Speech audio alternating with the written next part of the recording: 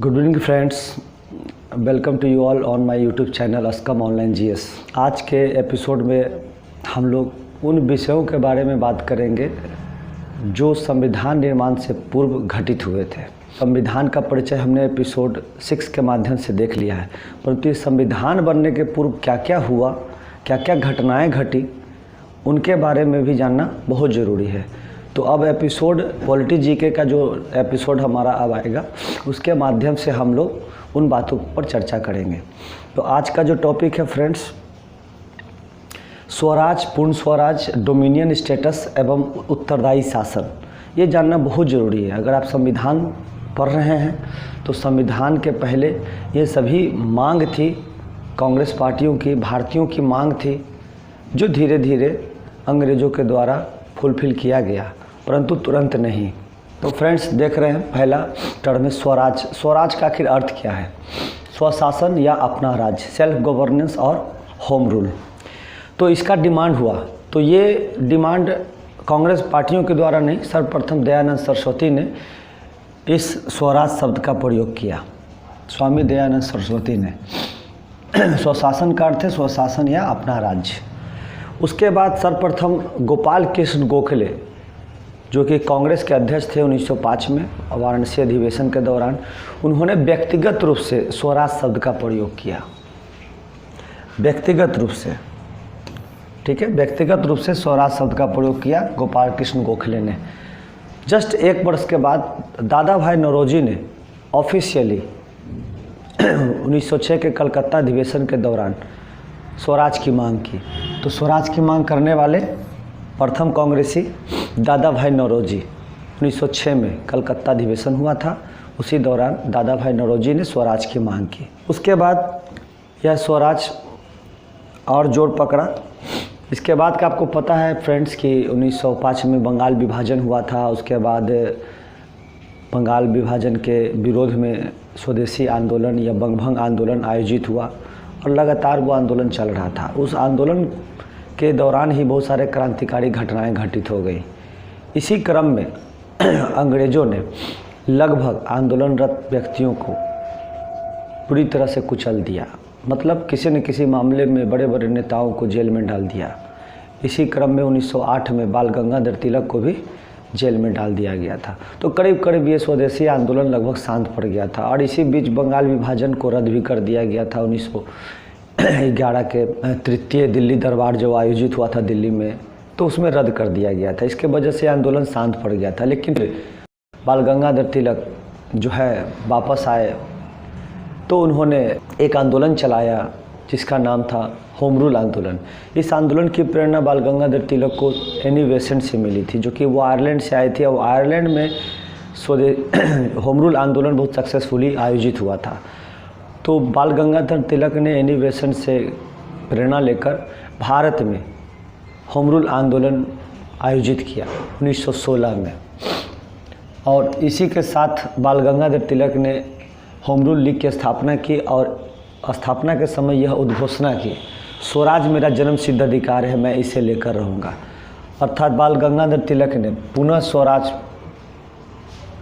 की मांग कर दी और इसी के साथ स्वराज और लोगों का डिमांड हो गया, आम लोगों का डिमांड हो गया।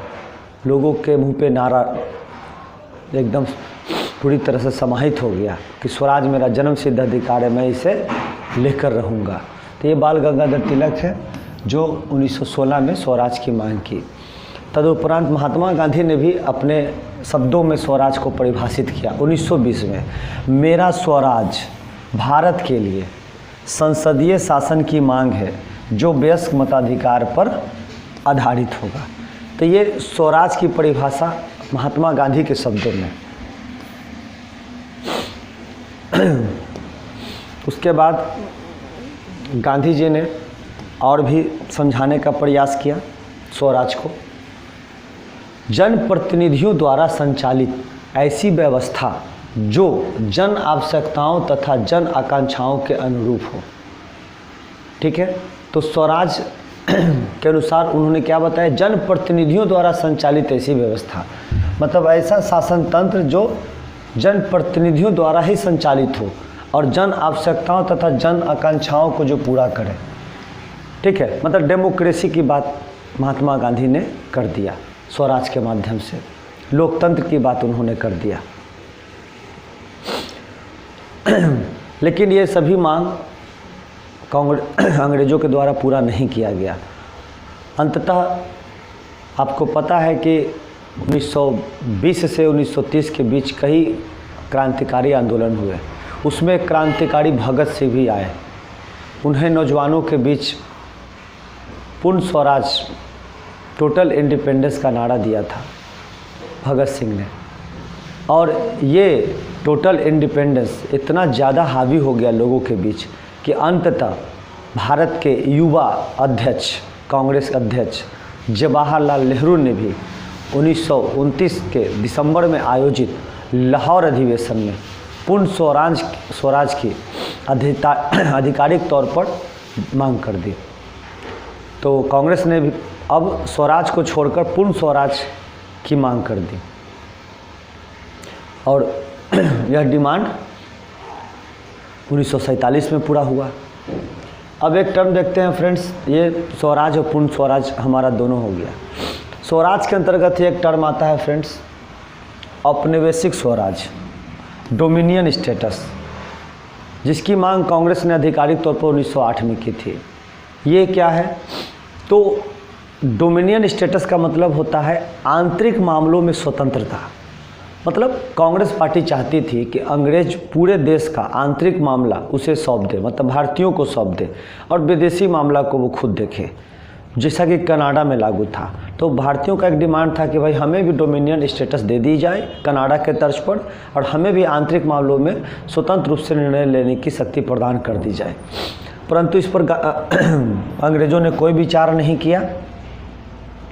और देख ही रहे हैं फ्रेंड्स कि 1908 के बाद बहुत सारी घटनाएं घटित हुई।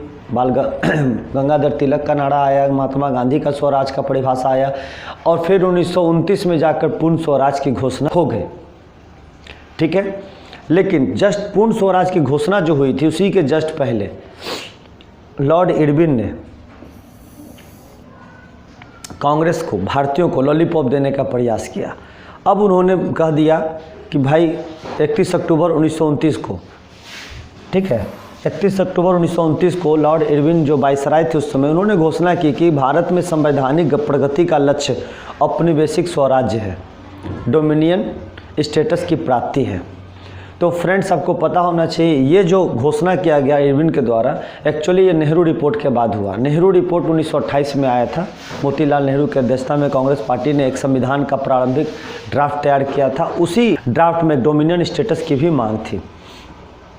परंतु फ्रेंड्स तो पता है कि 1929 में अब जो है पूर्ण स्वराज हो गया। तो फिलहाल इसी को पूरा करने के उद्देश्य से लॉर्ड इरविन ने 31 अक्टूबर 1929 को डोमिनियन स्टेटस के बारे में अपनी राय प्रकट की। परंतु फ्रेंड्स सबको पता है कि इसके बाद इसका कोई महत्व नहीं रहा, क्योंकि कांग्रेस ने पूर्ण स्वराज की मांग कर दी थी। अब एक फ्रेंड्स आता है उत्तरदायी शासन। भारतीयों का एक पुराना डिमांड था कि भाई भारत में उत्तरदायी शासन की स्थापना हो।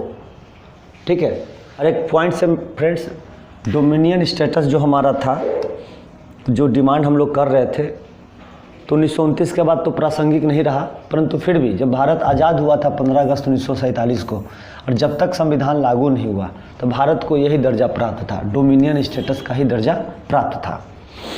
उसके बाद आता है उत्तरदायी शासन। उत्तरदायी शासन से क्या आता है? वह शासन जिसमें शासक वर्ग के व्यक्ति अपने कार्यों के लिए जनता या जनता द्वारा निर्वाचित प्रतिनिधियों के प्रति उत्तरदायी हो। तो फ्रेंड्स आपको पता है कि जो हमारा संसद है, ठीक है, तो संसद जो है वो क्या है? जनता के ही प्रतिनिधि होते हैं, मतलब जो एमपी होते हैं। ठीक है, और हमारा जो सरकार होती है, जो कार्यपालिका जिसको कहते हैं, तो जो कार्यपालिका है हमारा, वो किसके प्रति उत्तरदायी होता है? तो संसद के प्रति 75(3) के तहत। ठीक है, 75(3) के तहत जो है, अनुच्छेद 75(3) के तहत कार्यपालिका संसद के प्रति उत्तरदायी होती है। तो यही उत्तरदायी शासन है। तो ये शासन की डिमांड बहुत पहले से हो रही थी। ठीक है, तो इसका परिभाषा में ये छिपा हुआ है। वह शासन जिसमें शासक वर्ग के व्यक्ति मतलब कार्यपालिका केंद्रीय मंत्रिमंडल अपने कार्यों के लिए जनता या जनता द्वारा निर्वाचित प्रतिनिधियों के प्रति उत्तरदायी हो। तो जनता के प्रतिनिधि यही है ना, एमपी। और एमपी कहाँ बैठते हैं? संसद में। तो यही संसद मतलब बेसिकली लोकसभा में। तो कार्यपालिका संसद के प्रति उत्तरदायी है, लेकिन किसके प्रति? स्पेशली लोकसभा के प्रति, क्योंकि लोकसभा में ही जनता के चुने हुए प्रतिनिधि डायरेक्ट बैठते हैं। इसकी डिमांड थी, तो होम रूल आंदोलन में इसी का डिमांड था, स्वराज का मतलब यही था, उनको उत्तरदायी शासन चाहिए।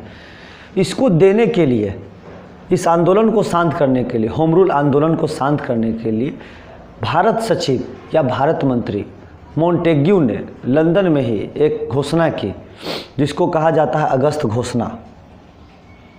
20 अगस्त 1947 को अगस्त घोषणा की। किसने? तो मोंटेग्यू ने। भारत मंत्री मोंटेग्यू या भारत सचिव मोंटेग्यू ने।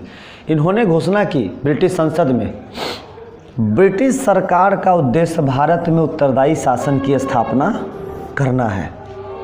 ठीक है, तो इस बात से कांग्रेस पार्टी बहुत खुश हुई, भारतीय जनता काफ़ी खुश हुए कि अब हमें उत्तरदायी शासन मिलेगी।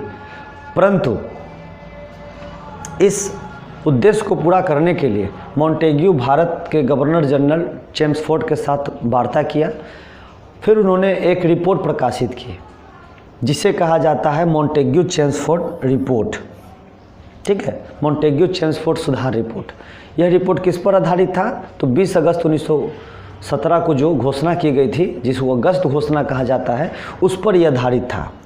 अब ये जो मोंटेग्यू चेम्सफोर्ड सुधार रिपोर्ट आया, जो उसको आधारित था, उसको लागू करने के लिए, ठीक है, उसको लागू करने के लिए कौन सा अधिनियम पारित किया गया? तो भारत शासन अधिनियम 1919 में इस उत्तरदायी शासन के नाम पर प्रांतों में द्वैत शासन लागू किया गया, जो कि सही नहीं था। द्वैत शासन का क्या मतलब होता है फ्रेंड्स? तो मान लीजिए कोई सब्जेक्ट है, तो सब्जेक्ट में जो मेजर सब्जेक्ट होते हैं, कुछ माइनर होते हैं। तो अंग्रेजों ने क्या खेल खेला कि जो मेजर सब्जेक्ट थे वो गवर्नर के हाथों में दे दिया, और जो माइनर वाले थे प्रांतों में प्रांतीय सरकार को दे दिया। तो आप समझ सकते हैं फ्रेंड्स कि हल्का फुल्का देकर ही भारतीय क्या कर लेते, किस प्रकार का शासन चला पाते, जबकि मेजर सब्जेक्ट तो गवर्नर के हाथ में ही था। ठीक है, इन विषयों को कहा जाता था आरक्षित विषय, और ये था हस्तांतरित विषय। तो आरक्षित और हस्तांतरित विषय में बांट दिया गया था प्रांतीय विषय को, और इस प्रकार प्रांतों में द्वैत शासन लागू हुआ, जबकि केंद्र में एज इट इज कंप्लीट सत्ता अंग्रेजों के हाथों में ही थी। इससे बहुत ज़्यादा हमें खुशी नहीं मिली, भारतीयों को ज़्यादा खुशी नहीं मिली। तो डिमांड और बढ़ता गया, लेकिन फिर भी अंग्रेजों ने प्रांतों में द्वैत शासन अंततः लागू कर दिया 1 अप्रैल 1921 को, और यह तब तक चलता रहा जब तक कि प्रांतों में द्वैत शासन समाप्त नहीं हुआ। 1 अप्रैल 1937 को फ्रेंड्स प्रांतों में द्वैत शासन समाप्त हो गया था। क्यों समाप्त हुआ था? तो इसी दिन 1935 के अधिनियम के द्वारा प्रांतों में द्वैत शासन समाप्त करके प्रांतों को पूर्ण स्वायत्तता प्रदान कर दी गई। पूर्ण स्वायत्तता प्रदान करने के उपरांत कंप्लीट टोटल सब्जेक्ट्स प्रांतीय सरकार के हाथ में आ गए। मतलब लगा कि हाँ एक सरकार बनी, अब वो स्वतंत्र रूप से शासन चला सकता था। तो उत्तरदायी शासन लागू करने के उद्देश्य से ही 1935 के अधिनियम में एक प्रावधान लागू किया गया था, प्रांतीय स्वायत्तता और केंद्र में द्वैत शासन। तो प्रांतों में द्वैत शासन हटाकर वहाँ प्रांतीय स्वायत्तता प्रदान कर दी गई और केंद्र में द्वैत शासन लगा दिया गया। और सेम वही तरह फ्रेंड्स, केंद्र में जो द्वैत शासन लगाया गया तो उसमें भी सेम वही था, मेजर सब्जेक्ट्स गवर्नर जनरल के हाथ में और माइनर सब्जेक्ट्स उत्तरदायी सरकार के हाथ में करना था। ठीक है, तो इस प्रकार हम लोग कुछ टॉपिक्स हम लोग देख लिए आज। स्वराज, पूर्ण स्वराज, डोमिनियन स्टेटस और उत्तरदायी शासन। तो ये संविधान निर्माण के पूर्व की एक कड़ी थी। तो आज हमने इस एपिसोड के माध्यम से ये देख लिया।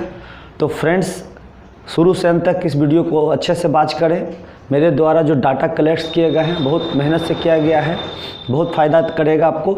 नेक्स्ट एपिसोड में हम लोग देखेंगे किस प्रकार भारतीयों के द्वारा, कांग्रेस पार्टी के द्वारा संविधान की मांग की गई, संविधान सभा की मांग की गई, वो भी संविधान निर्माण की एक पूर्व कड़ी है। तो नेक्स्ट एपिसोड में हम लोग फिर मिलते हैं friends. Thank you very much for watching. अगर आपने अब तक मेरे चैनल को सब्सक्राइब नहीं किया है तो ज़रूर सब्सक्राइब करें, लाइक करें और शेयर करें। Thank you.